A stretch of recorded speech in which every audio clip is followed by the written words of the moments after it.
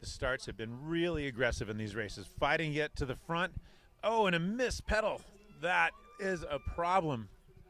From first row back to the fourth row, just like that. And a big start. Who is that? It looks like that might be Robbie Day. Let's see who we see coming through. A rider from Bear National. Up they go towards the dual slalom. That climb is really steep, and that's where we see the first bottleneck of the race when they are coming into the dual slalom. Yeah, when you get onto that, when you go around that right-hander, it gets tight in between the tape, and it's like you need to pick left or right line, and it gets real bottlenecked there. And is it worth taking the left line on the dual slalom just to get around some of the traffic?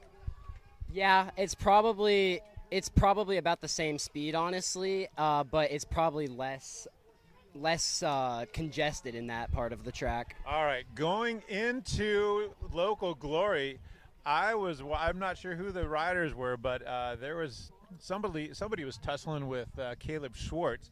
Caleb knows this course, and I think every year that I've seen him race it, he's a very, very aggressive racer, and it looked like somebody was not going to let him get around on lap one. Oh, and we see somebody off the course going into local glory. It does get very tight there. And I think in your race earlier today, people were off their bikes, weren't they? Yeah, and in the woods, because there were so many people, it was almost at the back. It was like stand still. I think Gutierrez is leading for Bear National. All right. Here they come. Whoa, that was Caleb. That Caleb's kept it upright. That's the aggressive racing that we see from Caleb Schwartz. He is not afraid to rub some elbows there, and he's moved himself into third with that move. All right, looks like we've got a rider from Gravity Academy leading this climb, followed by Durango Devo. Oh, wait. So is that Logan Sadesky from Canmore? All right, so our leaders, Logan Sadesky, Canmore, BC, and Austin Beard. And I think Gutierrez in third for Bear National. And you always know when it's Austin Beard because he has got to be the tallest rider in any field that he starts in.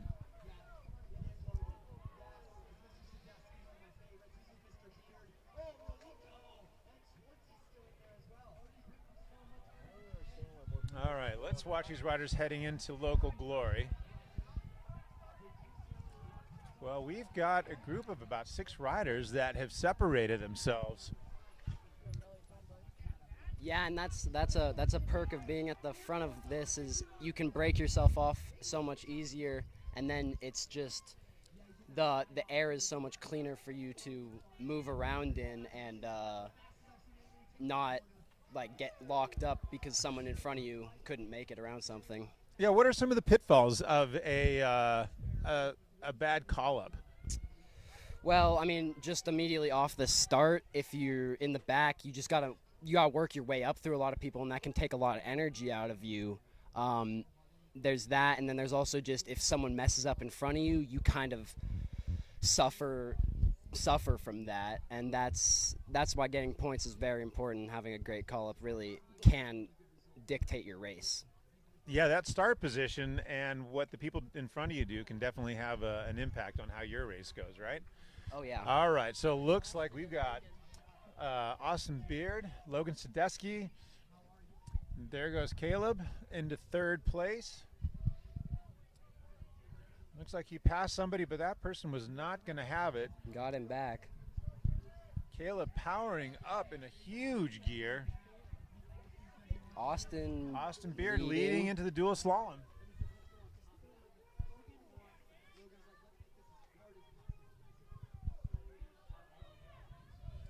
Cam McCollum from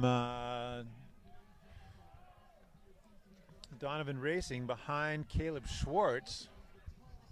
So we've got a lot of riders, single file, just moving.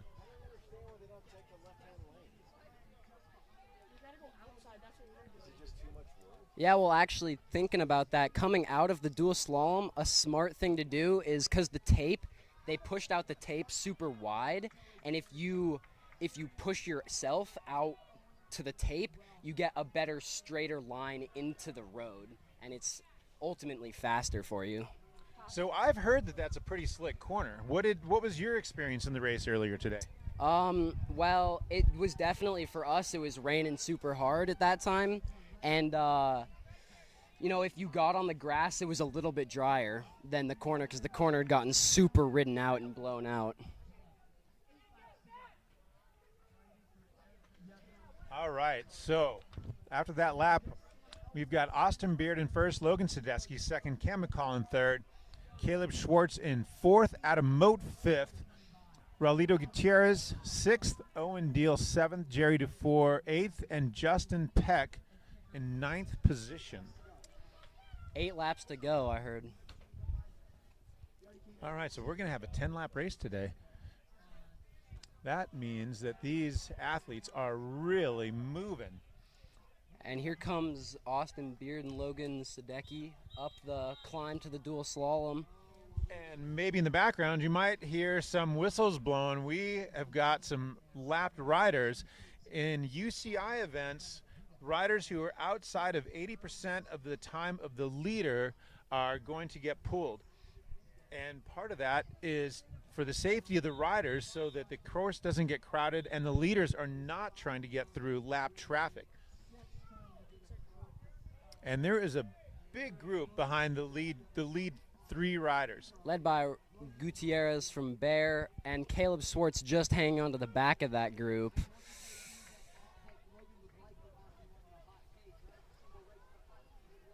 All right, Logan Sadesky keeping the pace up. He is keeping this pace really, really high. They are seeing 6 laps to go. Logan and Austin into the woods, followed by Cam McCollum from Charge Racing.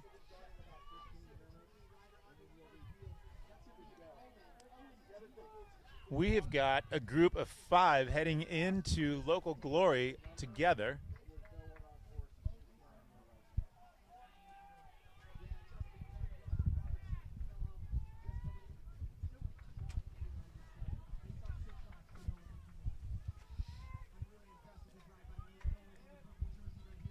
So this race, short, high speed, full intensity, you are at or above threshold the whole time. What do you do to prepare for this race before the start? What's your warm-up look like?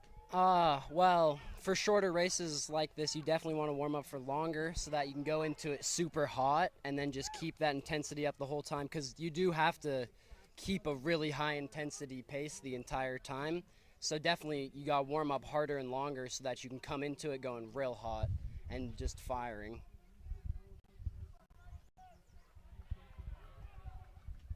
Yeah, and I feel like for me, the warm-up has a lot of high cadence, especially because you want to make sure you're never falling back and keeping your power up. So a lot of high cadence for your warm-up. For sure. Well, we are just hearing the UCI officials whistle going constantly. There's a lot of riders being pulled out. There is about 65 riders at the start. I've got a feeling we will finish with maybe 15 on course, the pace of this course. We've got a pretty short track course here. It is a really, really challenging course, though, with a lot of climbing. That climb up to the short track is really steep. And Sadecki and Beard are really pushing a high pace, so that's just going to push more people into the lapped zone. Looks like Cam McCullough is leading out a group of, looks to be like 4 or 5 guys of chasing down.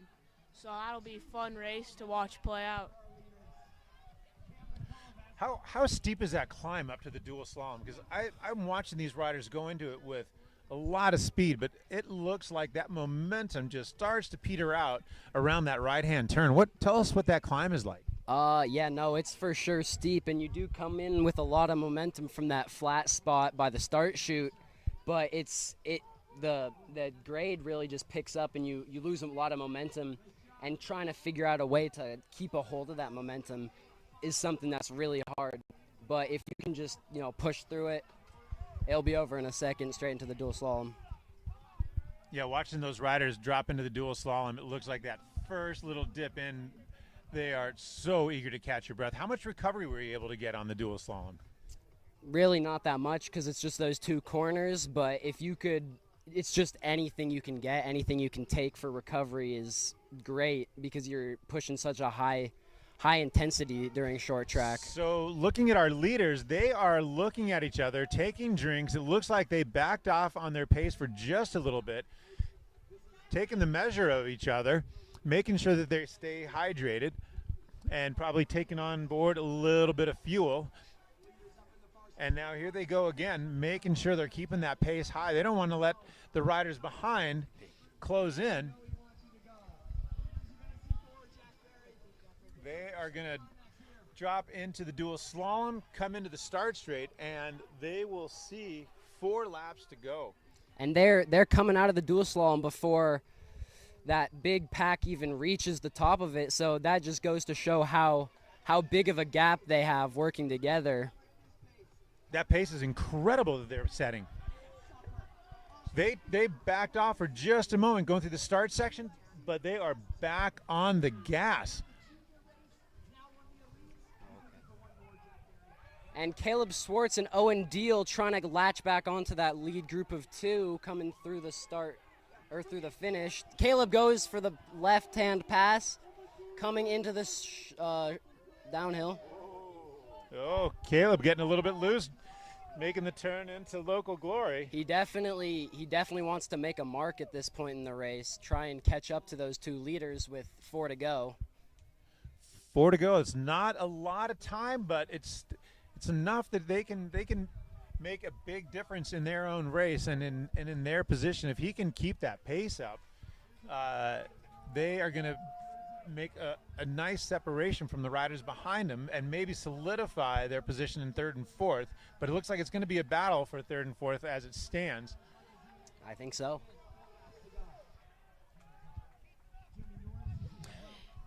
It looks like Beard and Sadesky are holding about a 20-second lead on the rest of the field, so we'll see if they try and slow up and play some tactical games or they just keep hammering. And for a short track, 20 seconds, that's a big gap. That is a big gap. I feel like when you're at this point, you kind of just have to play almost team tactics with the guy you're with until second to last lap, just so that you're not alone the whole time and risking getting, caught down by someone. All right, do you think our 2 leaders are working together? I saw Austin Beard on the front through the start-finish area, and Logan Sadesky, I'm sure, was getting a nice little draft off of him. Austin Beard being so tall, he's got to be well over 2 meters tall, probably 6'6", maybe. I'm sure they're. And then once they got under the climb, Austin pulled off and let Logan set the pace. Maybe he feels that Logan is setting a really solid pace to follow. And lapping another rider, this pace is just rapid at the front of this short track. 3 to go. 3 to go. And Caleb Swartz coming up in 3rd still, or 4th, sorry. He's doing the same thing as last, going around the left before the descent. Can he hold it this time? I think Caleb is probably just practicing for that finish sprint, but he's letting Owen Deal know that he has got that sprint to the finish. So Owen is going to have to plan ahead for that and make his tactics work if he's going to prevent Caleb from getting him around him at the finish line. Yeah, it could be a tactic from Caleb himself, kind of trying to not necessarily intimidate him, but show him that he has that power in his legs still, and he better get it. He better get his thing. All right, Logan and Austin going through the finish straight. avoiding that water. You notice they avoided that water so that nothing gets collected on their bikes. That is an important consideration. Especially in a short track like this where you want everything to be as efficient as possible. Exactly. Keep those tires clean. Don't need to collect any more mud on the frame. Logan Sadesky, the last lap, he did the exact same thing. Put in a huge dig going into the dual slalom. I think he's feeling really confident on his climbing coming into this dual slalom. Oh, I think so. I think we could see a big sprint finish from these two if they hold this two group together. But absolutely, but look at this gap right there, just going into the dual slalom. It's not a big gap, but it is a gap.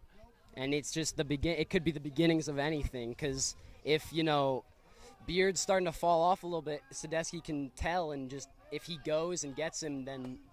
Did you see that little look back from Sadesky? He looked back, saw the gap, and he thought, okay, this is time for me to go. Well, yeah, 2 to go. It's go time or no time. Oh, Caleb has separated himself from Owen Deal.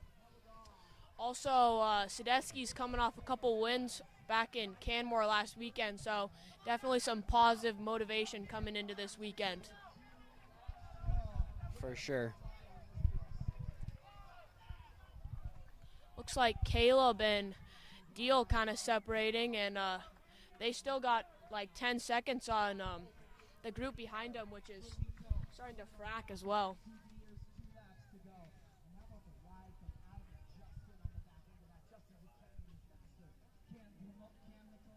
Here we go, Sadesky coming on to the finish straight. He's worked a real big gap. Oh, and Austin Beard just barely coming into view on our screen. So we've got Logan Sadesky, Austin Beard, Caleb Schwartz, Owen Deal, Raulito Gutierrez, Adam Moat, Cam McCollum, Jerry DeFore, and Justin Peck. And you can see Sadesky is looking real strong, but Beard might be kind of flagging a bit. Sadesky might put another big attack into him on this climb up to the dual slalom. There he goes, out of the saddle, big power. Look at the difference in body language. He's looking comfortable. Logan Sadesky is drilling it, and Austin's still looking really strong, kind of fighting that bike, but he is still looking really strong. For sure. I think Sadesky knows, like, he can definitely read the body language of Beard, and he knows it might be his time to launch it, especially with this being last lap. Let's see if Logan takes a look back to see where he is compared to Austin. Might just have his eyes full ahead. Doesn't look like he looks back. He knows. No look. Austin Beard is pushing a huge gear. 1 lap to go for Austin Beard, dropping into local glory. In 3rd place, coming into the finish straight, we see Caleb Schwartz. Out of the saddle, big sprint. He's trying to reconnect to Beard if he can, which not a whole lot of time. I think he believes he can still catch him, maybe on that last climb. But he is not backing down. Here comes Deal.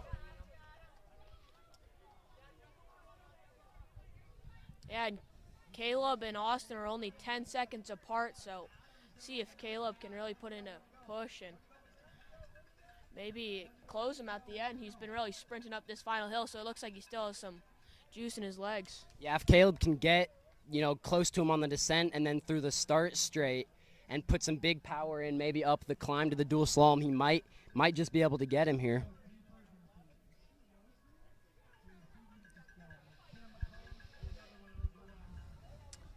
So I think I saw Raulito Gutierrez get around Owen Deal.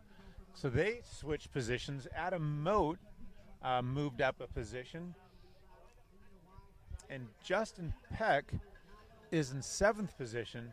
He's moved up quite a bit from where he came through at the beginning. And here we see Logan Sadesky, last time up to the dual slalom. He is still motoring. Yeah, even with that gap, he wants to have as much security in that gap as he can. Doesn't look like Caleb Schwartz could really reconnect to Beard, but he's putting an effort in. These riders are so tapped.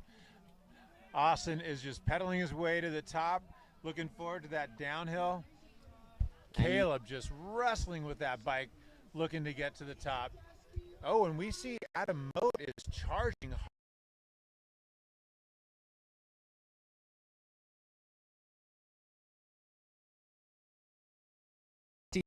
He's finished in that corral. It's all done for him. Missoula XC short track champion. Austin Beard giving high fives to the fans. Second place. Looks like Peck's moving up even some more, maybe up into 5th place now. Oh, Justin Peck, what a great ride. And here comes Caleb Schwartz for third, looking over his shoulder, finishing strong. Adam Moat, no time to back off because Justin Peck is right on him. He gets 5th it. place, and Owen Deal will be coming in here shortly for 6th place. Looks like Raulito Gutierrez will get a solid 7th place finish today. Good result from the Bear rider. Oh, and who's going to come? Who's going to round out the top 10? Back there coming up the climb, I see Nate Knoll sitting in 10th place, but he's got riders on his wheel. He's got one rider in front of him. This is going to be a good finish. Top 10. This is going to be a nice, big sprint finish for They're 10th place. They're all going to get there, and it's just whoever wants it the most. Yeah. Oh, here comes the sprint Here for we 10th go. place. 10th Who's place. gonna get this it? is going to get really, really tight. Is Nate going to be able to hold him off for 10th? Oh, and yes. just. What a finish. What a great finish.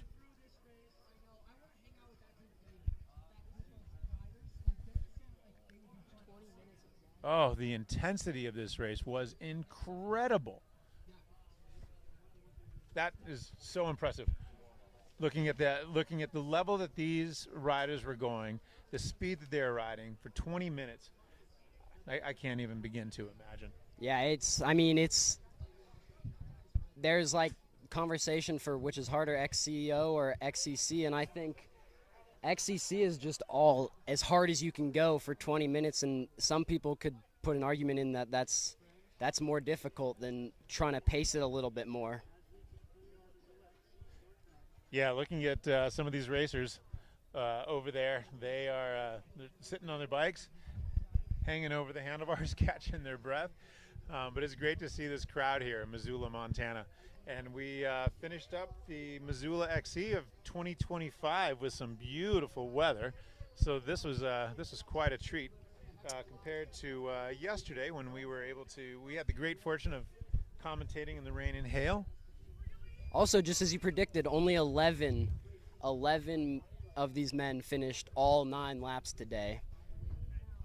Yeah, wow, that was a fast race. So spread out. 11 riders finishing. That is really something.